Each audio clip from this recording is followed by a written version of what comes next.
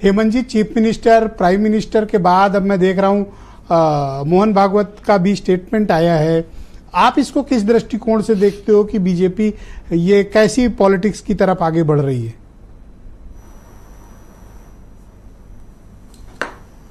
देखिए, बीजेपी क्या करती है, संघ क्या करता है, इसके बारे में मेरे ख्याल में कुछ बताने का आवश्यकता नहीं है। और ये जो कुछ हो रहा है, जो बयानात आ रहे हैं, इसमें नया कौन देख रहा है? मैं तो नया नहीं देख रहा हूँ। ये सब पुरानी बातें हैं, नए तरीके से आ रही हैं। और राजनीति की अद्यतन स्थिति का आकलन करने के बाद ये बातें सामने आ रही हैं। इसका सीधा मतलब है, कुछ बिंदुओं में समझिए। आपने 2024 के लोकसभा चुनाव के परिणाम देखे। उत्तर प्रदेश जो भारतीय जनता पार्टी के लिए हाल के सालों का कमाऊ पूत रहा है, वहां से डेफिसिट मिली। उसके कारणों पर हम लोगों ने चर्चा की, परिचर्चा की, उसका विश्लेषण किया। जाहिर सी बात है, कुछ चीजें ऐसी आई जिसकी वजह से एक बड़े वर्ग में विखंडन हुआ। जैसे भी हुआ, चाहे वो संविधान के विषय को लेकर के, संविधान को लेकर के जो टिप्पणियां की गई, बदलने की बात की गई या और जी बात की गई, तो इसकी काट क्या है?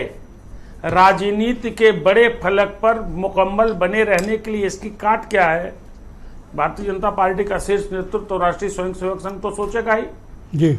और उनकी सोच का परिणाम है कि जो आने वाले दिनों की पॉलिटिक्स है हिंदुस्तान में, वो भारतीय जनता पार्टी हिंदुत्व और सांस्कृतिक राष्ट्रवाद की थीम पर करेगी। हिंदुत्व और सांस्कृतिक राष्ट्र, थोड़ा ये तीन स्टेटमेंट है, इनको तीनों को थोड़ा शार्ट में डिफाइन करो आप। पहला स्टेटमेंट आता है चीफ मिनिस्टर का, बटोगे तो कटोगे। नेक्स्ट स्टेटमेंट है प्राइम मिनिस्टर का, बटे तो बांटने वाले की महफिल सजेगी। तीसरा स्टेटमेंट आता है मोहन भागवत का, वो कहते हैं कि हिंदू समाज के लिए एक रहना उनकी सुरक्षा के लिए आवश्यक है। इन तीनों को किस तरह से परिभाषित करोगे आप? ब्रजेश जी, तीनों बयानों का एक पंक्ति का उत्तर समझिए।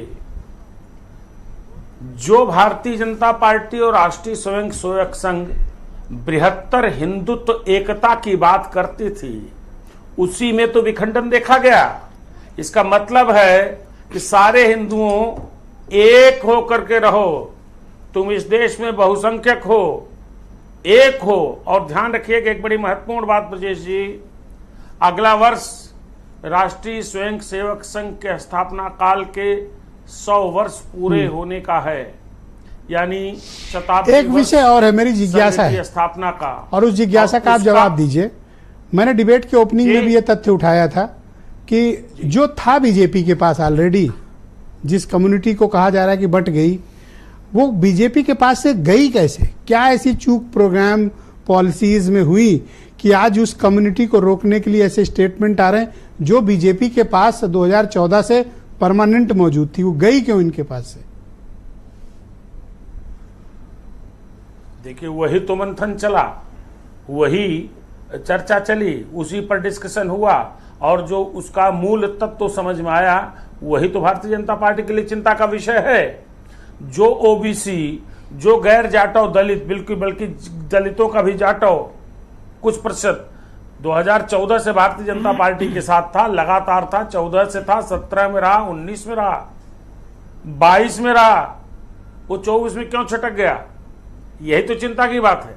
तो इस पर थोड़ा टार्च मारिए कि ये गया क्यों बीजेपी के पास से?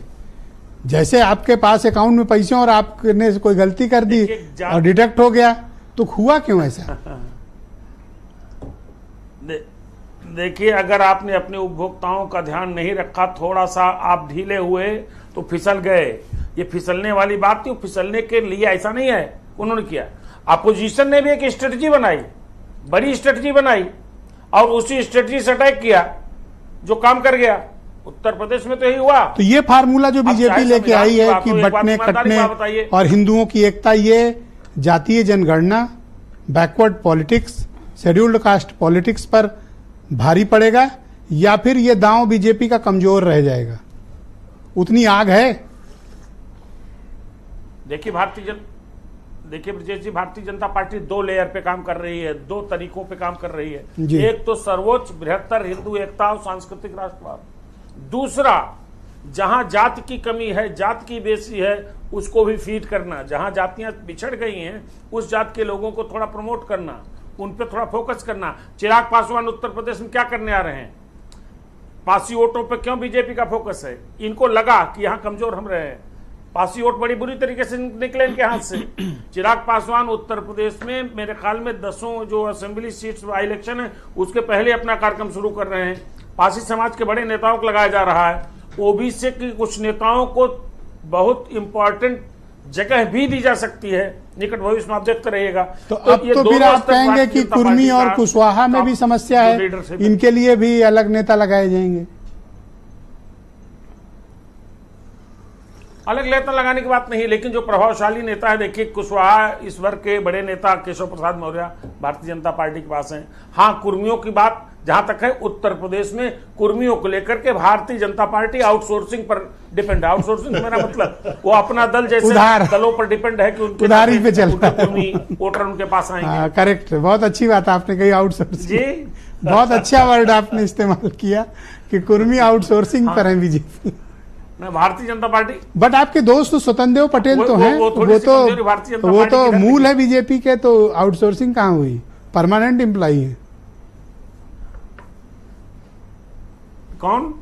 स्वतंत्र देव सिंह पटेल। कौन? स्वतंत्र देव सिंह पटेल तो परमानेंट है, आउटसोर्सिंग कहाँ? स्वतंत्र देव सिंह बड़े नेता हैं ओबीसी के, इसमें कोई शक नहीं। स्वतंत्र देव सिंह बड़े नेता हैं, उनका प्रभाव भी है, लेकिन अब उत्तर प्रदेश में दिक्कत क्या है कि कुर्मी पॉलिटिक्स के, कुर्मियों के अलग अलग पॉकेट्स उत्तर प्रदेश में है।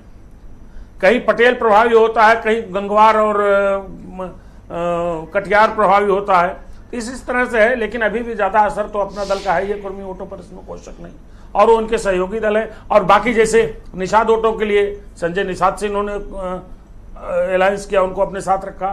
राजभर वोटों के लिए ओम प्रकाश चचा राजभर है ही है। हाँ, आप उनको हल्के मत लीजिएगा, ठीक है, परिणाम कुछ भी हो सकते हैं, लेकिन ये लोग अपने क्षेत्रों, आपके दोस्तों को मैंने आज तक कभी हल्के में नहीं लिया। आपके सभी मित्रों को मैं बहुत गंभीरता से लेता हूँ। आप किस मित्र की बात करें, खुल के बता। आप जिस मित्र की, आपने किसका नाम लिया अभी? राजभर जी का लिया, निषाद जी का, तो आपके दोस्तों को मैं हल्के में क्यों लूंगा? कभी नहीं। ओम प्रकाश राजभर के लिया, संजय दोस्त तो हमारे सभी हैं, दोस्त हमारे सबसे ज्यादा कांग्रेस में है, इसमें क्या दिक्कत है? अंशु अवस्थी बैठे हमारे दोस्त हैं, भाई जैसे हैं, तो लेकिन ये लोग अपने पॉकेट्स में अपनी जातियों के प्रमुख नेता हैं, इसमें तो जी।